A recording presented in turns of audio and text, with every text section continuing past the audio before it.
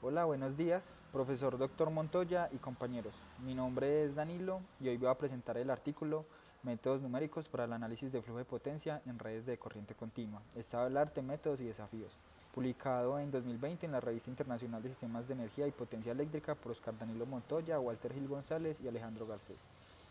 La idea de la presentación es muy concreta. Primero, ubicar el contexto de las redes de corriente continua, luego explicar qué problema aborda exactamente el artículo, qué métodos numéricos revisa, cómo los evalúan en distintos sistemas de corriente continua y finalmente, qué logran los autores con este trabajo y por qué es útil para quien diseña o estudia redes DC. Para entender el artículo, primero hay que ver por qué las redes DC se volvieron tan importantes.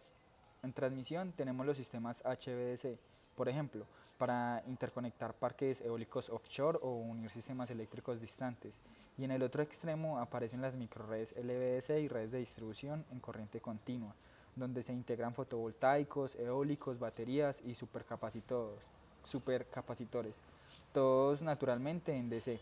Eso trae varias ventajas frente a AC. No hay potencia reactiva ni problemas de frecuencia en la red DC, se simplifica el control de tensión y en muchos casos se reducen las pérdidas. Pero todas estas aplicaciones comparten algo. Hay que resolver un problema de flujo de potencia en DC, con cargas de potencia constante, generadores distribuidos y diferentes topologías, tanto radiales como malladas. Justamente ahí se ubica el artículo, en cómo resolver numéricamente el flujo de potencia en redes DC de forma robusta y eficiente. Ahora bien, el trabajo se plantea tres objetivos principales. Primeramente, revisar en detalle varios algoritmos de flujo de potencia ya conocidos, pero adaptados a redes DC, Gauss-Seidel, Newton-Raphson y enfoques basados en series de Taylor. Su segundo objetivo es incluir métodos recientes, en particular un método de aproximaciones sucesivas que el mismo grupo habíamos reportado previamente y un segundo método basado en Taylor que se presenta en este trabajo. Y finalmente, pues comparar todos los métodos en cuatro redes DC de diferente tamaño, de 6, 21, 33 y 69 nodos, evaluando tres cosas. Primeramente, el perfil de tensiones, después las pérdidas de potencia y el tiempo de cómputo y número de iteraciones. La conclusión que ellos buscan no es solo funciona o no, sino qué método conviene usar en la práctica cuando uno diseña o estudia una red DC. Aquí se ve el modelo base que usa el artículo para formular el flujo de potencia en DC. La red se modela como una red resistiva. Las líneas se representan por resistencias y se distinguen tres tipos de nodos. Están los nodos con generación o fuentes, nodos controlados en tensión, típicamente baterías u otras fuentes que fijan el nivel de tensión, y nodos de demanda, donde hay cargas de potencia constante o cargas puramente resistivas. Para los nodos resistivos, la relación corriente-tensión es lineal, es decir, la corriente es igual a la conductancia multiplicada por la tensión, con la matriz de conductancias de la red. Pero cuando se incluye carga de potencia constante, se usa la relación que nos dice que pues, la potencia es igual a la tensión por la corriente. Despejando tenemos que la corriente es igual a la potencia sobre la tensión. Y allí hay un comportamiento no lineal. Y esto hace que las ecuaciones de flujo de potencia se vuelvan no lineales y no convexas, incluso aunque la red sea puramente resistiva. El artículo trabaja directamente con ese conjunto de ecuaciones no lineales, separando los nodos de tensión fija de los nodos de demanda, y sobre ese sistema aplica los distintos métodos iterativos que va a comparar. Bueno, a partir de la formulación anterior, el artículo revisa 5 métodos iterativos para resolver el flujo de potencia en DC.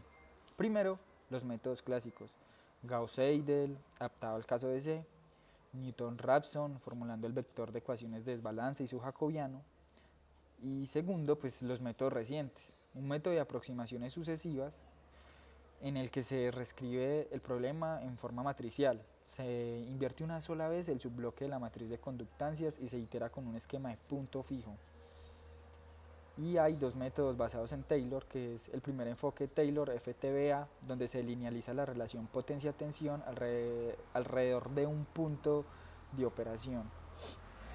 Y segundo, un enfoque Taylor STBA propuesto en este trabajo, que parte de la descomposición del producto de variables continuas para obtener una versión iterativa con comportamiento numérico similar al método Taylor previo. Un punto importante es que todos estos métodos trabajan sobre el mismo conjunto de ecuaciones de flujo de C. Lo que cambia es cómo construyen la iteración y qué tan costosa es cada iteración en términos de cómputo. Para evaluar que los métodos no se quedan en un ejemplo pequeño, en el artículo se usan 4 sistemas de prueba con distinta naturaleza y tamaño.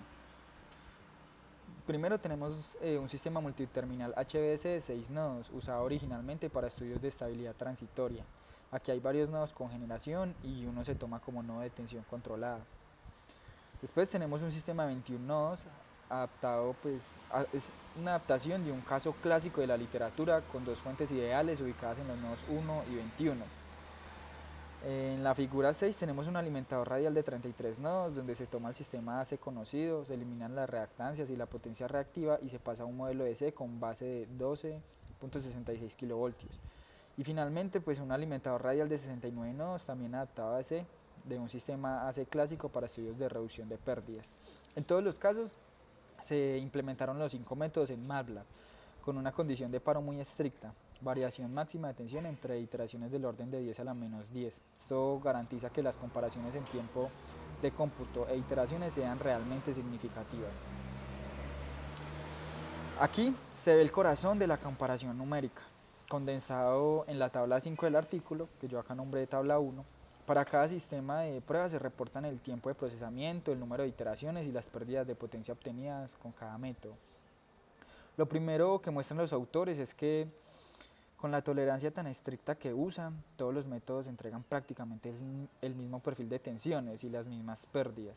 Las diferencias en pérdidas entre métodos son del orden de 10 a la menos 8 por unidad o menores.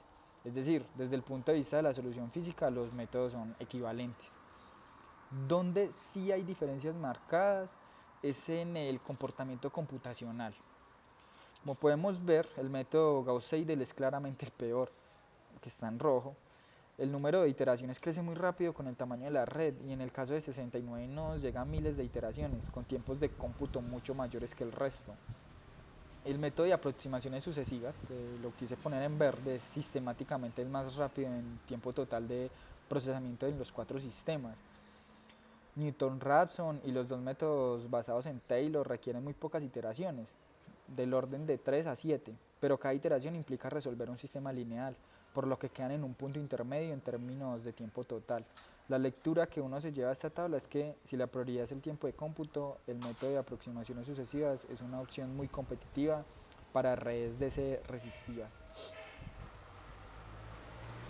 Vamos con la diapositiva 8. En esta figura se muestran los perfiles de tensión nodo a nodo para los 4 sistemas, tomando el resultado de Gauss-Seidel como referencia. Lo interesante es que las curvas de los otros métodos prácticamente se superponen a la de Gauss-Seidel. De hecho, los autores mencionan que la diferencia máxima de tensión entre métodos es menor que 10 a la menos 8 por unidad. Por eso, gráficamente todos los métodos parecen idénticos. La figura también permite ver el efecto de la topología. En las redes con configuración mallada o con múltiples generadores, como el caso multiterminal HVDC, los perfiles tienden a estar más cerca del valor de referencia de tensión en la mayoría de nodos. En los alimentadores radiales de 33 y 69 nodos se aprecia el típico descenso de tensión a medida que uno se aleja del nodo de referencia, lo cual es coherente con la resistencia acumulada. Esta parte de los resultados refuerza la idea de que la diferencia entre los métodos no está en qué solución encuentran, sino en cuánto tardan en llegar a la misma solución. Además del caso estático, el artículo incluye un estudio horario en el alimentador de 69 nodos. Allí se añaden 4 generadores renovables, 2 fotovoltaicos que están localizados en nodos 20 y 32 y 2 aerogeneradores en nodos 43 y 61. Con esto se simulan 48 periodos de 30 minutos, es decir, un día completo, con curvas de generación PV y eólica, variación de demanda y variación del costo de energía en el nodo Slack, como se ve en la figura 9. Para cada periodo se resuelve el flujo de potencia con los 5 métodos y se calcula la energía diaria perdida y el costo diario de operación. La tabla 6 del artículo que yo nombré tabla 2, compara el costo diario de cada método contra Newton-Raphson, que se toma como referencia exacta apoyándose en resultados previos del mismo grupo. Los errores relativos resultan ser del orden de 10 a la menos 8% para el método de aproximaciones sucesivas y los métodos basados en Taylor, y del orden de 10 a la menos 3% para Gauss-Seidel. Es decir, también en un escenario con generación renovable variable, todos los métodos entregan resultados prácticamente indistinguibles en términos de costo y energía, reforzando que la diferencia clave sigue siendo el tiempo de cómputo. Acá en la figura 10 se resume claramente el comportamiento en tiempo de procesamiento cuando se ejecutan 100 iteraciones de cada método, excluyendo a Gauss-Seidel porque su tiempo está en el orden de los segundos, mientras que los otros métodos trabajan en milisegundos. Esta figura nos confirma lo que ya se veía en la tabla. El método de aproximaciones sucesivas es el más rápido en términos de tiempo acumulado. Luego vienen los dos métodos basados en Taylor, FTBA y STBA, con tiempos intermedios. Y en cuarto lugar está Newton-Raphson, que aunque usa pocas iteraciones, tiene un costo por iteración algo mayor. Un punto interesante es que los autores discuten la convergencia apoyándose en teoremas de punto fijo y en el teorema de Kantorovich para el caso de Newton-Raphson, y muestran que, bajo ciertas condiciones de la matriz de conductancias, definida positiva y diagonalmente dominante, estos métodos son numéricamente estables y bien comportados. En términos prácticos, la conclusión de esta figura es que si uno necesita un algoritmo rápido y repetitivo, por ejemplo dentro de un esquema de optimización, el método de aproximaciones sucesivas es un candidato muy fuerte en redes DC resistivas. Para cerrar, resumiendo lo que el artículo realmente logra, en primer lugar ofrece una revisión estructurada de 5 métodos numéricos para el flujo de potencia en redes DC, desde los clásicos Gauss-Seidel y Newton-Raphson hasta métodos más recientes basados en aproximaciones sucesivas y en series de Taylor. Incluye las derivaciones matemáticas y las formas iterativas explícitas, lo que lo convierte en un buen material de referencia para quien quiera implementarlos. En segundo lugar, presenta un segundo método basado en Taylor, específico para el contexto DC, construido a partir de la descomposición de productos de variables continuas, y muestra que su desempeño numérico es comparable al primer enfoque Taylor reportado previamente. En tercer lugar, demuestra numéricamente que todos los métodos dan la misma solución física, tensiones y pérdidas, con diferencias despreciables, y que las diferencias importantes están en el tiempo de cómputo y número de iteraciones, destacando al método de aproximaciones sucesivas como el más eficiente. Finalmente, los autores señalan líneas claras de trabajo futuro. Integrar estos métodos dentro de formulaciones de OPF en DC usando técnicas convexas, SDP, SOCP, aproximaciones cuadráticas secuenciales, y emplear el método de aproximaciones sucesivas como núcleo numérico en problemas de ubicación óptima de recursos renovables junto con metaheurísticas.